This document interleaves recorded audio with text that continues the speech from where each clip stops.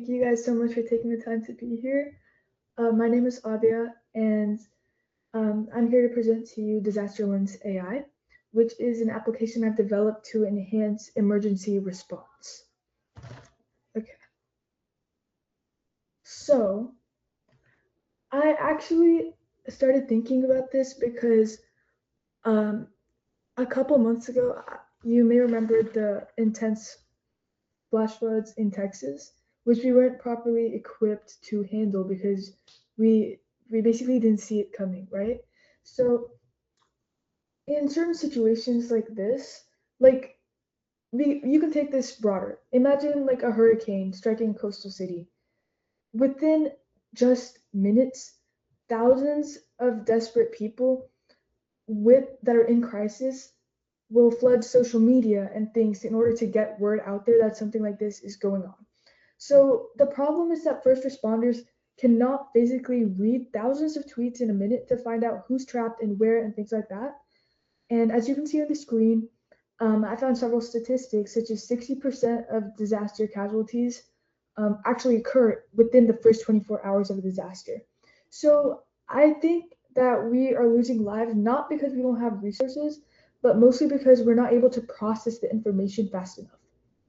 And to solve this, I built DisasterLens AI. Okay, so getting to the nuts and bolts of things, DisasterLens is what I want to call an intelligent triage platform. So it's designed specifically for emergency command centers. Essentially, what happens is that when a disaster actually strikes, the app will ingest raw social media feeds and cut through the noise and straight to relevant posts. So, in doing so, it automatically assigns an urgency level to every post and also has potential to geolocate the users as well. Um, yeah. All right. And what this does is effectively shift emergency operations from reactive guesswork to being more proactive and what we've attempted to do as data-driven deployment. Okay. So to make this a viable and enterprise-grade solution, the entire stack is built natively in Python using Streamlit for a highly responsive front end. But what makes this actually innovative, in my opinion, is that it bridges the gap between raw data that you can find in several places to actual geospatial action, basically. Because, for example, we aren't just categorizing text simply in any form. And actually, for this, as you can see on the screen, I use GeoPy, which converts NLP extracted entities directly into latitude longitude coordinates and such that are plotted on Folium as well. So as such, I really wanted this to be more than an ML demo essentially, to the best of my abilities. I believe that the resulting product is fully transparent as an end-to-end operational tool that's ready to deploy in a command center if yeah. And actually, this is a good point of like saying like why I use Streamlit. As you know, data science and machine learning primarily Python has like a lot of stuff for it. So Streamlit lets me actually focus on the data science aspect without having to like build and host an entire website per se. Okay. Now this is what my system architecture looks like. So as you can see, the pipeline is in fact multi-layered. And first we use like NLTK spacey to run parallel NER, which is named entity recognition and extracts the locations mentioned. And yeah, we also have Vader sentiment analysis, gauging distress level and such. Although a little modification was required to analyze connotation in terms of disaster terms, basically. And next for classification, I implemented a highly interpretable TF-IDF and logistic regression model for instant, low compute and like accurate prediction. And recently, in order to implement like the most cutting edge accuracy out there, I've also attempted to build a pipeline to fine tune a DisasterLens transformer actually. And this allows AI to understand deep semantic context of a message and differentiates between phrases like oh, I'm trapped in a flood, or conversely like look at this photo of a flood, which is actually I found that to be a massive challenge in NLP. And yeah, definitely one that I've encountered frequently when trying to work with like real-time classification and post like analysis of the same.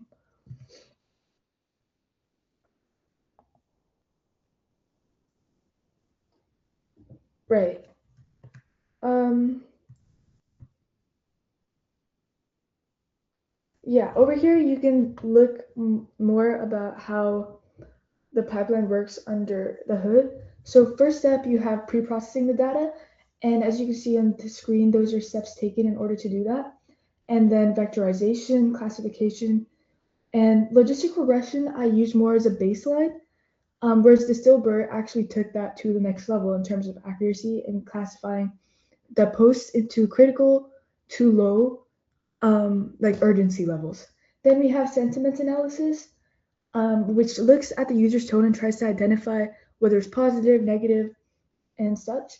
And Spacey, which extracts the like geographical coordinates, and NER, geocode, which do essentially the same thing, and Folium and Plotly to actually visualize with charts, bar graphs, and things like that, which I will get into.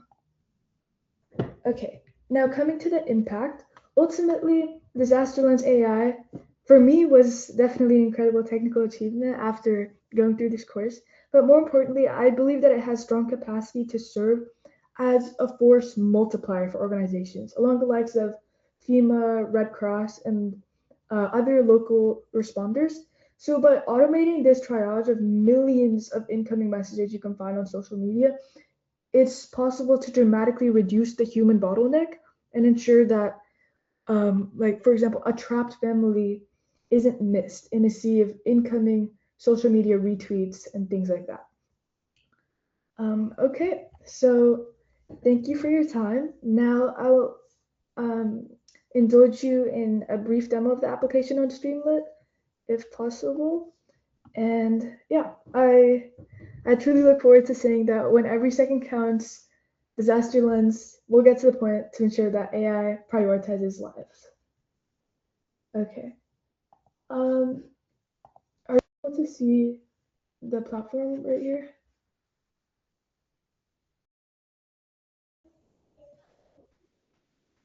Yeah, we can see a screen. Okay, great. So this is the home page. It provides some more information on how the application was actually developed and works. And then we have where you can actually get into things with the dashboard. So over here, you can see that you can load the sample data set to get started, for example. So once you do that, this is all synthetic data. So it's just, it was created on like my own basically, and just provides sample tweets and classification based on that, which is what I used to train the model, pre-training it actually. So you can see that there were 200 total posts in this, and then since it's synthetic, we have a good number of all types, critical, low, medium, and high, and along with locations as well. So with all of those, with all that data, in turn, um, you can find all of the graphs that actually give you a good representation of what's going on. So you can see the urgency counts, correct? And then disaster types, and then more distribution data and things like that. And then a very important point is locations as well, because obviously you need to know where something is going on so you can um, address it earlier. And then you can also actually see the data table. So over here, you can look at the text, urgency, disaster type, things like that, and then also use filters and toggle it to sorts. Now, if I wanted to upload an actual CSV file, I would do that by clicking this upload button over here and look at the crisis NLP dataset that I found.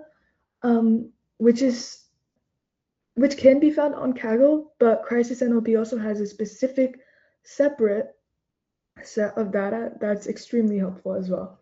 So then you run it back, you see the same thing, and this has 2,000 posts. So then we go through all of that using the ML classifier, and then it provides you actual relevant data based on this data set.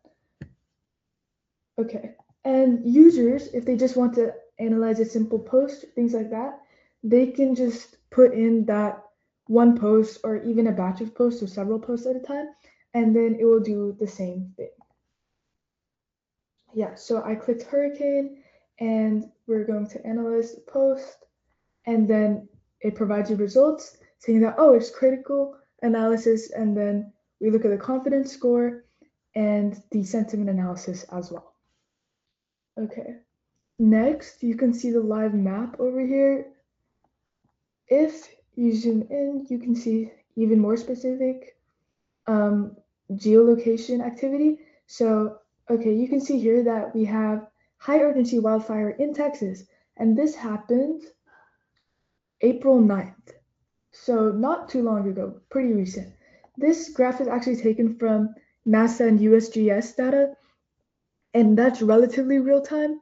So, not like same day, but it will show you data very recently from a couple of days before, things like that. Okay, next we have our EDA, and this is based on the data that you uploaded in the dashboard. So your CSV file, which in our case was Crisis NLP, and then you can look at the bigram analysis, and this shows you which phrases go together most of the time. Yeah, another cool feature that I actually found could work, which is super, super interesting, was word cloud. So it actually looks at the most prominent words in the data set. Like you can see the locations, and then you can see some more bigrams, and yeah, and the disaster type, things like that. And then some more urgency distribution and graphs. Yeah, so you do get a lot of data analysis, like the brunt of what is going on.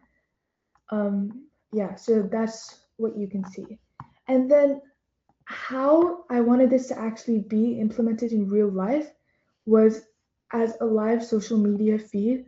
So when a disaster is actually occurring and people post on social media because like police hotlines get overloaded really quickly, so they turn to social media to post. It's not possible to like go through all those tweets and find like, oh, this is occurring and we need to get there like really fast. So what I attempted to do was use um, posts from social media platforms that are prominent, like Reddit, Twitter, and Blue Sky, to actually be able to do some of this and sort through all of that data out there, those posts, and actually find what's critical, what's high, what's medium, and needs to be tended to immediately. Reddit and Twitter were actually kind of difficult to configure, so I haven't done that as of yet, especially because they also require a significant amount of like payment in order to receive the API. But I was able to configure Blue Sky. So as you can see here, they provide several. We found several tweets on flash floods, right? So these are classified under medium urgency, and then you can see more details in the specific posts themselves. So yes, this was my presentation. Thank you so much.